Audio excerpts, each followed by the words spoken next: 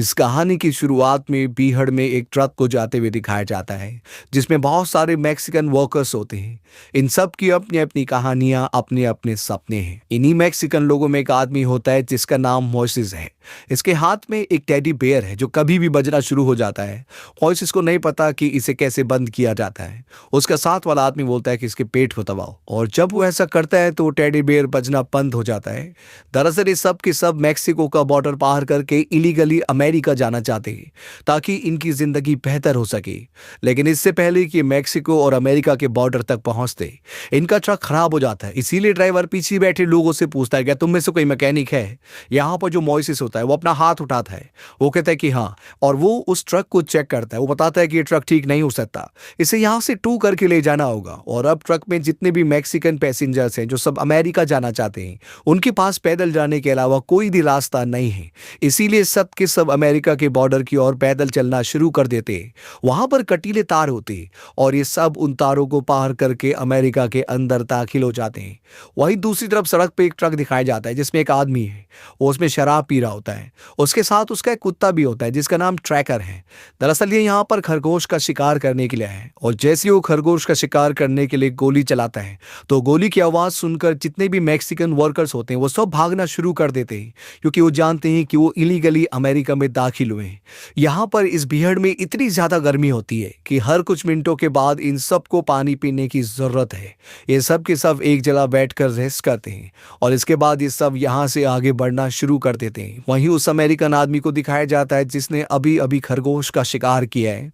इसका नाम सैम होता है और उसे एक अमेरिकन पुलिस वाला रोकता है। पुलिस वाला सैम से पूछता है कि आप रास्ता भटक गए हैं? वो कहता है कि नहीं, मैं यहाँ पर खरगोश का शिकार करने के लिए आया हूँ। शायद मुझे खरगोश का शिकार करने के लिए किसी परमिट की जरूरत नहीं है। पुलिस वाला कहता है कि नहीं, लेकिन आपको बॉर्डर से दूर रहना होगा। सैम पुलिस वाले से पूछता है कि मैंने न्यूज़ सुनी थी जिसमें बताया गया था कि मैक्सिको से बहुत सारे लोग इलीगली हमारी कंट्री में यहाँ से दाखिल होते हैं। पुलिस वाला कहता है कि मैंने इस बारे में कुछ नहीं सुना, और पुलिस वाला वहां से चला जाता है। जिसके बाद सैम खरगोश का शिकार करने के लिए आगे बढ़ता है और तभी उसे झाड़ियों में एक रुमाल मिलता है, और इस रुमाल को अपने डॉग को, जिसका नाम ट्रैकर है, उसे स्निफ करवाता और कहता कि फाइंड। और इसके बाद डॉग उस तरफ भागना शुरू कर देता है जहां से अभी अभी मैक्सिकन के लोग बॉर्डर पार करके अमेरिका की धरती पर आए हैं, क्योंकि ये उन्हीं में से एक का रुमाल होता है। और सैम जब अपने डॉग के पीछे जाता है तो वो देखता है कि उससे बहुत दूर बहुत सारे मैक्सिकन लोग अमेरिका की धरती में दाखिल हो चुके हैं। हालांकि सब के सब नहीं होते, क्योंकि इनमें से 5 लोग पीछे छूट गए होते हैं जो उन्हें कई बार आवाज भी लगा चुके होते हैं। लेकिन ये लोग उनके लिए नहीं रुकते, क्योंकि जानते हैं कि यहाँ पर खतरा है, इसीलिए जल्द से जल्द यहाँ से निकलना चाहते हैं। और वो 5 लोग सैम को देख लेते हैं, इसीलिए सब के सब छुप जाते हैं और वो देखते हैं कि सैम अपनी राइफल निकालता है और एक एक करके वो सबको निशाना बनाता है, और जितने भी लोग वहां पर होते हैं वो सबको गोली मार देता है। हालांकि वो सब वहां से भागने की कोशिश करते हैं, लेकिन ये खुले मैदान में होते हैं इसीलिए भाग नहीं पाते। और यहाँ पर हमें पता चलता है कि सैम एक आम इंसान नहीं है, वो मेंटली स्टेबल नहीं है, बल्कि वो एक साइको है। उसे सेटिस्फैक्शन है कि उसने सबको मार दिया, और अब वो अपने डॉग को गाड़ी में बैठने के लिए कहता है, क्योंकि वो यहाँ से जाना चाहता है। लेकिन उसका डॉग ट्रैकर गाड़ी में नहीं बैठ रहा होता, वो एक तरफ देखकर भौंक रहा होता है। और सैम समझ जाता है कि अभी कुछ और भी लोग हैं जो इन्हीं के साथ ही और यहाँ पर छुपे हुए हैं। और तभी सैम अपनी राइफल की दूरबीन से देखता है, उसे कुछ सिर दिखाई देते हैं, और अब वो अपने डॉग के साथ उनका पीछा करना शुरू कर देता है। वो अपने डॉग को उनके पीछे भेजता है। वो पांचों के पांचों भागना शुरू कर देते हैं, लेकिन सैम का डॉग ट्रैकर उन 5 में से एक की गर्दन दबोच लेता है और उसे वहीं पर मार देता है। और उसे मारने के बाद वो बाकी बचे 4 लोगों का पीछा करना शुरू कर देता है। लेकिन इससे पहले कि ट्रैकर उन तक पहुंचता, ये सब के सब एक पेड़ के सहारे ऊपर चढ़ जाते हैं, इसीलिए ट्रैकर उन तक नहीं पहुंच पाता।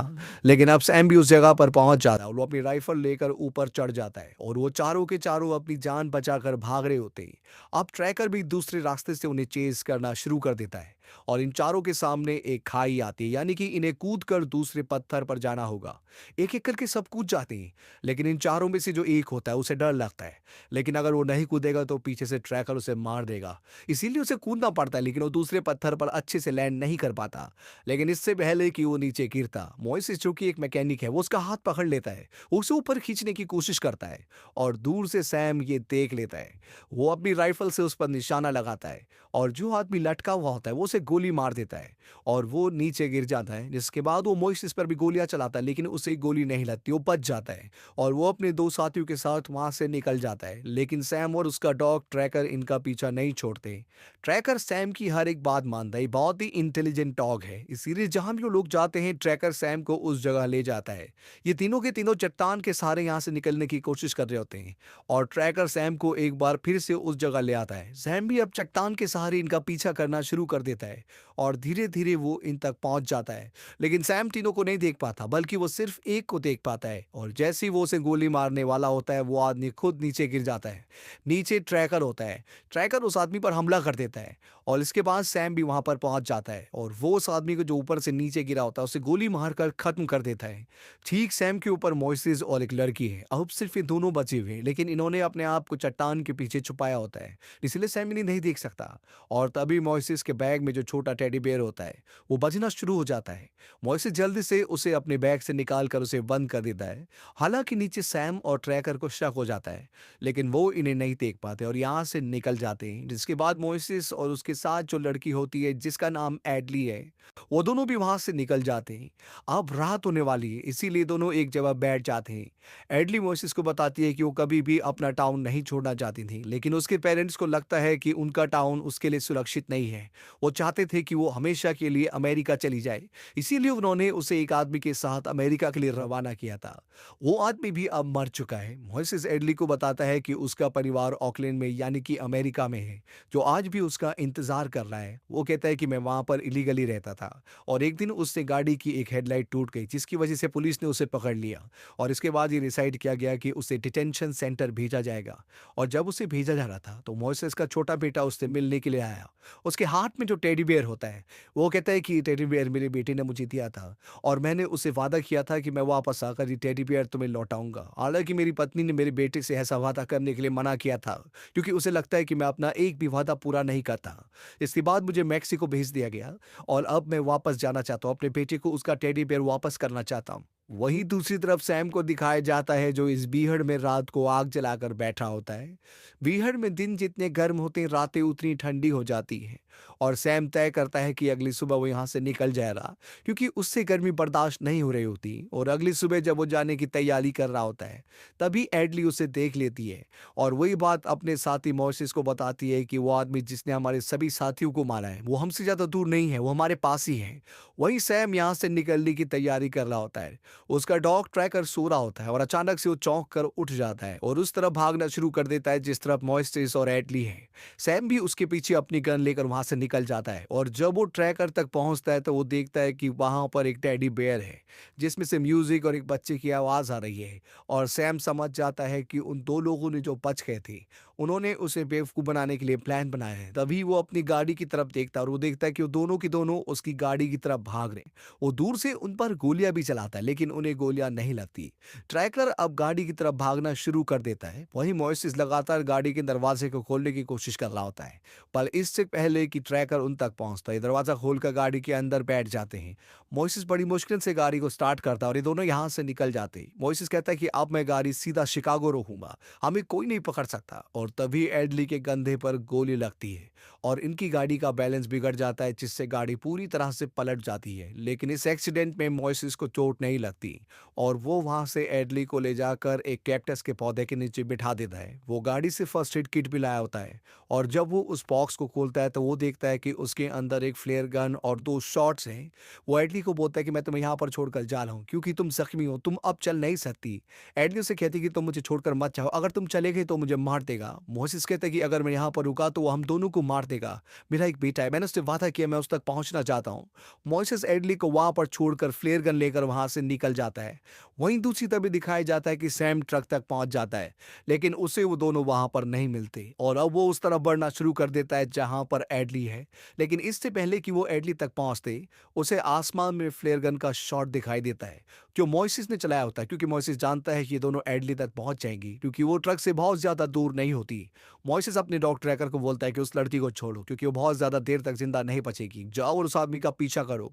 ट्रैकर सैम की बात मानता है और वो मोइसेस का पीछा करना शुरू कर देता है। मोइसेस भागता हुआ कैक्टस के पौधों के अंदर छिप जाता है और जैसे ही ट्रैकर उसकी तरफ आता है वो शॉटगन से उस पर फायर कर देता है, जिससे वो बुरी तरह से जख्मी हो जाता है।